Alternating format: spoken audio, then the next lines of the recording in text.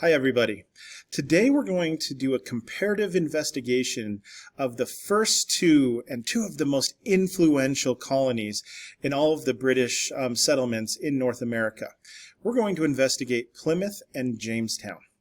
Now, many of you have probably heard of one or both of these colonies, and if you haven't, don't worry, because you will learn a lot about these colonies because we're going to look at why these colonies were created, the problems that these colonies kind of had happen within them, the relationship with the indigenous people and native tribes and these colonies, and we'll talk about the day-to-day life within Plymouth and Jamestown. And you will see that these are very different colonies, even though they both fly the British flag. So first and foremost, let's find out, where are these colonies? So this map shows quite a few of the colonies of the English or the British colonial settlements of the 1600s. And where you see these stars, I put them next to Jamestown, which was founded here in 1607, and then Plymouth, that was founded up here in 1620. Jamestown is in the current day state of Virginia, and Plymouth is in the current day state of Massachusetts. An interesting kind of history fun fact to know. Plymouth is the one that you probably learned a lot about in elementary school when you talked about the Pilgrims and the Mayflower. And so when you see that the Plymouth colony is located here, that is actually not where the Mayflower landed. The Mayflower actually landed out here on this peninsula of Massachusetts, and they would later move the colony more inland for more accessibility to resources, and so they weren't exposed as much to the ocean and to the elements. So this gives us kind of a snapshot of how many colonies very early on the British had established, but also the timeline of it all. Jamestown in 1607, then Plymouth, and then we see other ones very quickly become developed. Boston in 1630, and then St. Mary's in 1634, and so on. Please remember that when these settlements are being created, it is either causing immediate conflict or sometimes it is causing the situation for eventual conflict. There were native civilizations and tribes that were living in these areas, and so one of the important things that we will be examining today is the colonial relationship with the indigenous peoples and tribes surrounding those two colonies of Jamestown and Plymouth.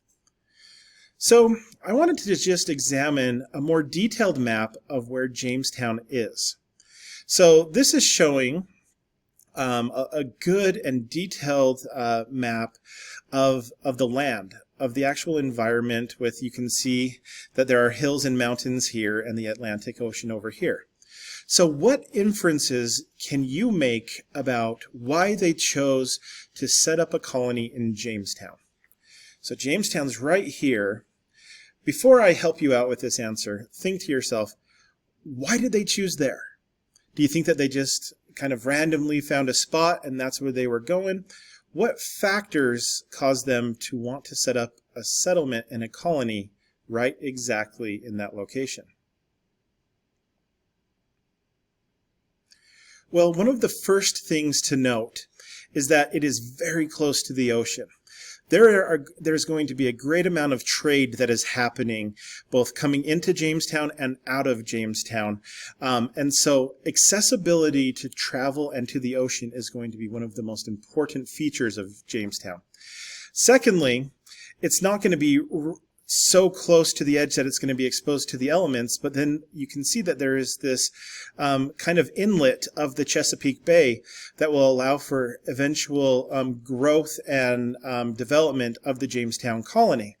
However, it's important to remember that any type of growth will cause conflict. And so the establishment of these colonies, one of the side effects is that there will be increased conflict as the colony grows. Another reason here is that it was kind of a mild-mannered climate that was reported back by some of the early British explorers. So Henry Hudson and John Cabot would talk about the weather in this area. And then finally, it's kind of a protected area if you think about it. You could have, posts set up to see if there were any other European nations or indigenous nations or tribes coming up to the Jamestown colony, so it has defensive reasons for its choosing. So again, this was the first colony set up by the British in 1607. And so we see here kind of two things. One, this is still an archaeological site from Jamestown. Now, it was later added upon, but it shows a building within the Jamestown site. This was not an actual building at Jamestown, but it was built on the exact same site as Jamestown and was later renovated for archaeological purposes. What we see right here is very much how a lot of the very early drawings of how the Jamestown colony was organized. It was in a triangle. That's for defensive purposes, so that they have a lot of lookout posts because they are landing in an area that they were not aware of. They did not know, and they had not established relationships with the indigenous tribes and peoples. And it kept people close together. It also gave easy access to the ships that they could use for transportation and travel, but also for trading. And so the Jamestown colony was actually set up in a triangle, as you see here, with many of the different buildings and homes very, very close to each other.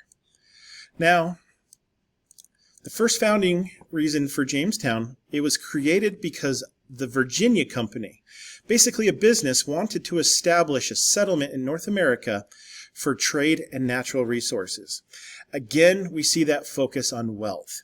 So the Virginia Company is a business. A whole bunch of people put in money to this business to set up a colony, Jamestown, over in North America to try and access more natural resources. And those natural resources would then be gathered, sent back to Great Britain or England, processed into everything from jewelry to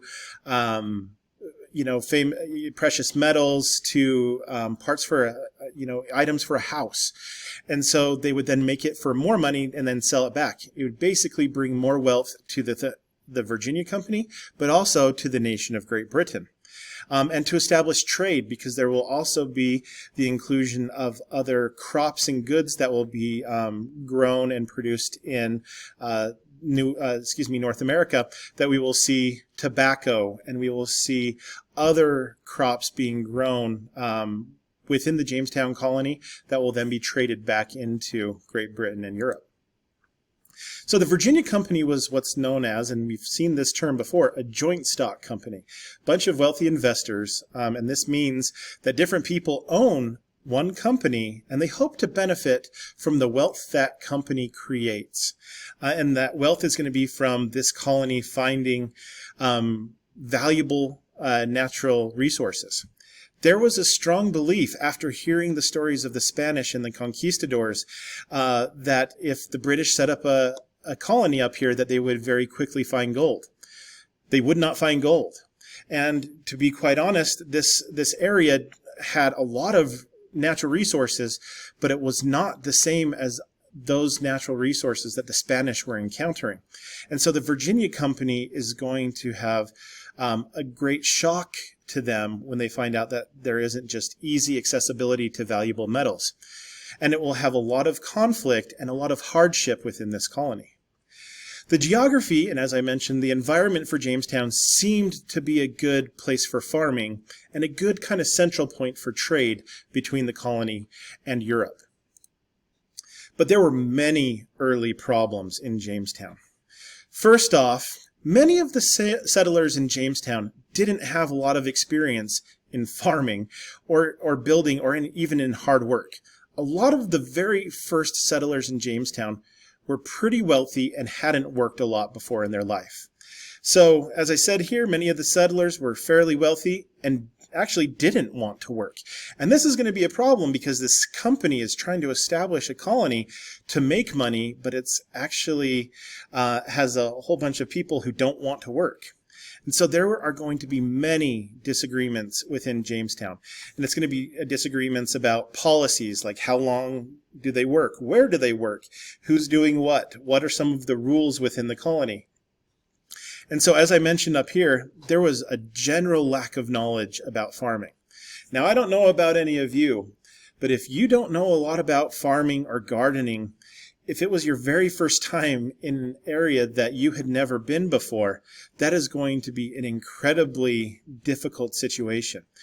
Accessing water and knowing where good soil to plant food and crops in is going to be an even harder struggle for those living in Jamestown. So not only do they have people that don't like to work, but they have people that don't know how to farm, and everyone needs to eat. And so the environment in Jamestown was unknown to the actual settlers, so they actually couldn't anticipate that there were severe weather seasons. And we will see very early in Jamestown that the first winter will cause more than half of Jamestown's settlers to die. Oh, I mentioned it right here. So the harsh seasons and winters caused half of the people in Jamestown to die from 1609 to 1610. Actually, it wasn't the first winter, but it was soon thereafter. So, religion. We have to talk about how, remember, there is the 3 G's, gold, God, and glory. We talked about the wealth on this very first slide. We talked about the problems that they encountered. Now we're talking about that driving force of many of the European nations to spread and grow the religion that was practiced back in their home country. The settlers in Jamestown were all members of the Anglican religion. So the Anglican Church was created by the King of England when the Catholic Church denied him the ability to get a divorce. So you're going to hear me and other teachers, and even in readings, the Anglican Church, is also known as the Church of England. So if I or anyone else say the Anglican Church, inside your mind you need to be like Anglican Church, Church of England. Same thing, just different names for the same religion. So you can see that religion was very strict within Jamestown because all of the members of the colony were members of the Anglican faith. And because of the Anglican Church was created by the King of England, it was the official religion of Britain. So the requirement of British citizens to be members of the Anglican faith caused a great amount of conflict within Great Britain and in England. Basically, if you lived in England and Great Britain back then, you had to be a member of the Anglican faith or the Church of England. And so if a person wanted to be a member of a different religion, they would oftentimes have a lot of conflict with the government. Groups within Britain that did not want to be a part of the Anglican Church were called separatists. So you can almost see the word separate here. Separatists were groups and religious groups that wanted to break away or to separate from the Church of England. And so the Anglican Church was considered a Christian Protestant faith because it was not connected to the Catholic Church. We've talked about this in other videos, that at this time in history there were 2 big categories of Christian faiths. There was the Catholic Church, and then there were all I hope I said the Catholic Church, and then all non-Catholic churches, which were known as the Protestant churches. Now, there was government in Jamestown. The laws within Jamestown were the laws of England, and they were followed within the colony. The first legislative assembly was created in Jamestown in 1619. Now, that is 12 years after the colony was first founded. So for a very long time, there was confusion, about do they still follow the same practices and laws that were happening in Great Britain, or do they make their own? And we will see legislative, which also means lawmaking. The first lawmaking group was created in 1619, 12 years after the settlement of Jamestown. Ultimately, though, regardless of what time, the king had ultimate authority within Jamestown. So the king benefited from Jamestown and their access to raw materials and resources. And the king also had a say about the rules, the rights, and the laws within the colony. Now, let's look at Jamestown and the relationship with Native Americans and indigenous peoples. There were many tribes in the region around where Jamestown was founded. So there was an incredible amount of diversity of tribes. And we actually already learned that when we examined the diversity within North America. So there were partnerships that were made with the tribes, but they were unstable. A major tribe that the Jamestown settlers established a connection with was known as the Powhatan tribe. There would actually be later conflict with the Powhatan tribe because the colony started to grow, and we've talked about how the growth causes conflict, whether it be cultural conflict or military conflict. And so Jamestown, as it grows larger, will have an increased amount of conflict because they're growing into an area where there was already residents of these respective tribes. Now, there were many different conflicts within the Jamestown settlers and the indigenous people. As I've mentioned, there was military conflict, so the actual fighting, the wars, and the battles. There's cultural conflict. Basically, what way of life is practiced in an area is kind of like an example of cultural conflict. One culture, if they want to have life one way versus another culture, the cultural conflict will happen, and one will ultimately come out on top, or there sometimes is a resolution and a compromise, but that still is a conflict that cultures will be kind of at odds with other systems of life, as we will see in Jamestown and the surrounding indigenous tribes. And finally, there's ideological conflict. That gets into perspectives of nature, of religion, of society, of gender roles, of hunting and farming methods. There's ideas kind of at conflict, governmental ideas about how to rule. And so we see all of this diversified conflict between the Jamestown settlers and the societies around them. And we have to remember there were many societies, and they were diverse, and they had lived in these areas for thousands upon thousands of years before the permanent establishment in Jamestown. So here is a primary source excerpt from the charter, the contract that the Virginia Company made with the British King. So let's read it and see what we can learn. It says, "Lastly and chiefly, the way to prosper and achieve good success is to make yourselves all of one mind for the good of your country and your own, and to serve and fear God, the giver of all goodness, for every plantation which our Father hath planted shall be rooted out." So we can see a couple of, words or phrases used in here that shows what the values within Jamestown were. Right off the bat, we see prosper. So one of the things that Jamestown is very famous for is being founded to try and help find wealth, to help find valuable raw materials and metals and resources. You also see the inclusion of religion into their society, that there is almost an interconnectedness of religion and the laws or the government within Jamestown. And we also see kind of this uniformity, that Jamestown was in it together, that there wasn't a lot of individuality or breaking away for people to do their own thing. They were in it together because it was founded, as we mentioned, by the Virginia Company, but ultimately under the flag of England, which means that that power is still going back to the king. Now let's compare this to Plymouth. So I'll move my video for a second.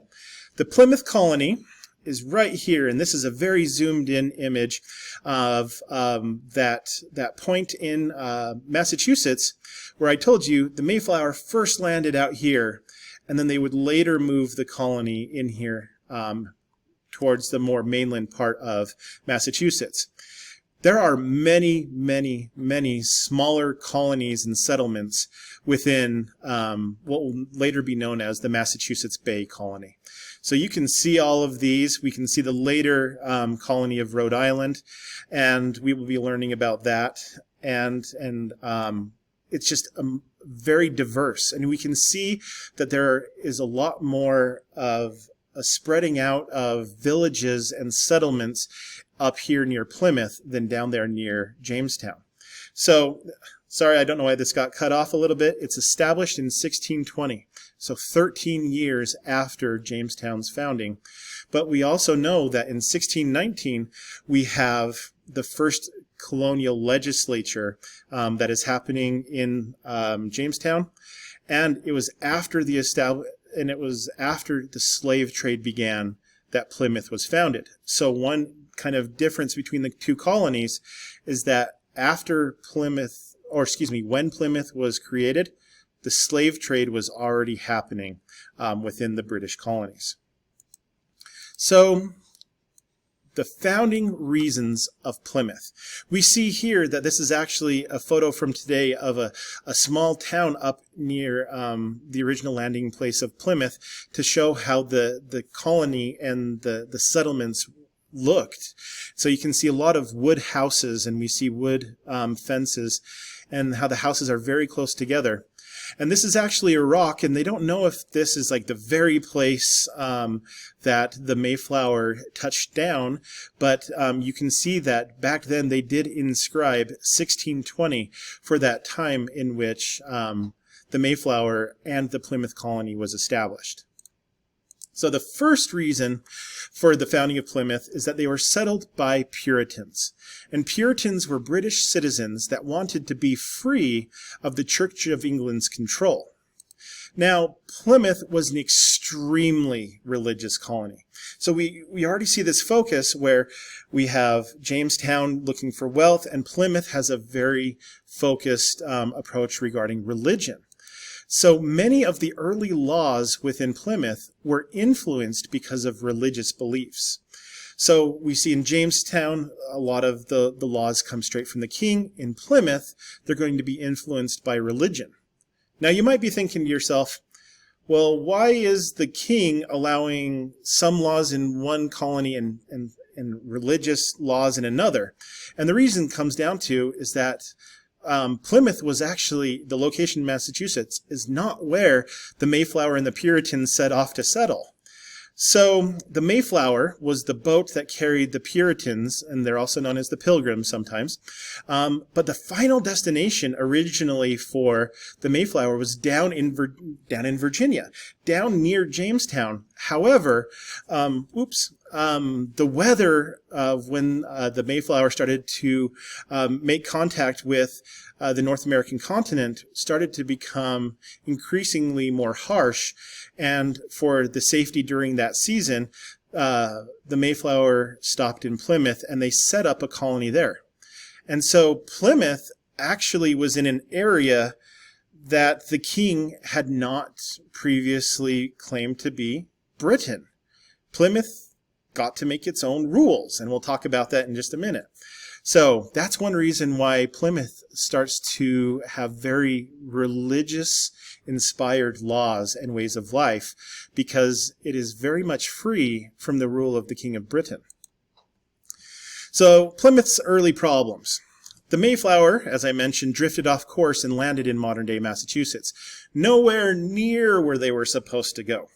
And so because winter was approaching and their supplies were running low, the Pilgrims, or the Puritans in the Mayflower, decided to stay in the area in Massachusetts, in what is now Massachusetts. The colony was supposed to be a charter colony. Basically, it had a contract with the king. But because they landed in the incorrect or the wrong location, there was a question about who had the authority within the colony. Basically, they're like, well, we didn't land where we agreed with the king. Does the king still have, control and authority over us, or do we have control over ourselves, is what the Puritans and Pilgrims were asking themselves. Interestingly enough, almost half of the passengers on the Mayflower died in that first year due to disease or starvation. This is a similarity between Jamestown and Plymouth. We see the unpreparedness of the settlers to the North American climate and environment. We also see that they didn't have the supplies that they needed to be successful. And so Plymouth is going to be a very difficult colony to live within. And so again, we see some pictures. This is another kind of picture of that memorial of Plymouth up in the area. And then we see some of these artistic interpretations of life within Plymouth. And we see what you probably have seen in elementary school with the Puritan clothing. Settlers in Plymouth were called separatists. Separatists, remember, are those that separate from the Church of England. So they wanted to separate from the Anglican Church. All of the settlers in Plymouth were Puritans. They were all part of the same religion, and they all had a shared belief that life was strongly influenced by religious belief and practices. So we see religion really being the driving force of laws and the way of life within Plymouth. Now, for the government in Plymouth, because the colony was not created in Virginia where it was supposed to, the King's Charter or agreement or contract was not valid or recognized by those that landed in Plymouth. So the colonists in Plymouth created a document that they created together for the rules of self-government. And this document that they create is known as the Mayflower Compact. And you'll get to look at that and examine that in another activity. But basically, they establish a set of rules and norms and practices that they all agree to live by within the colony, because no longer do they have the protection of the British king, because they are not in what Britain claimed to be British land. So an important thing to remember is that there were many, many indigenous tribes in this area as well. So even before the creation of the Plymouth colony, some of the early explorers and settlers had spread smallpox to some of the Native American and indigenous tribes. And so many, many Native Americans had already died in that area due to a smallpox epidemic. And so some of the indigenous people that survived the epidemic created a positive relationship with the settlers in Plymouth. It's important to remember, not all. There was still a great amount of conflict, because you got to remember, societies and cultures were already living in the area, and then the Puritans come and establish Plymouth, and so there's going to be military, cultural, and ideological conflict that exist. Squanto, who was a member of the Wampanoag tribe, assisted the settlers in Plymouth to know where to find food, some of the successful methods of farming, and the other resources in the area. So there was this good relationship for some time between the Plymouth settlers and the Wampanoag tribe, specifically facilitated by Squanto. Now, there was a large conflict that occurred in 1636, about 16 years after Plymouth was first founded, when the Pequot tribe and the Plymouth settlers began a battle that would later become known as the Pequot War. Again, more settlers means growth of the colonies, which is going to increase conflict. And that's one of the important themes to remember in colonization, is that there's conflict that is created through colonization. And so here is an excerpt from a primary source out of Plymouth. The governor of Plymouth, the elected leader, William Bradford, stated, "Thus out of small beginnings greater things have been produced by his hand that made all things of nothing, and gives being to all things that are. And as one small candle may light 1,000, so the light here kindled hath shone unto many, yea, in some sort, to our whole nation." Basically, this is a very religious influenced statement made by William Bradford. He is making a statement that all of the success of Plymouth is because of God, or his hand where it mentions his in capitals. And what William Bradford is saying here is that Plymouth, he believes, is going to be an example to other separatists within Great Britain and other Europeans for more people that are seeking to practice their religion freely to move over into North America. An interesting thing to note, though, within the Puritan colonies, no other religions were allowed to be practiced within it for many times. And so the different religions would have to establish different colonies. And so hopefully this gives you a really good contrast and comparison of the Jamestown colony and the Plymouth colony. Again, if you need to go back and rewind and pause to find the answers for your handout, please do so. And I hope that all of you have a wonderful and safe day.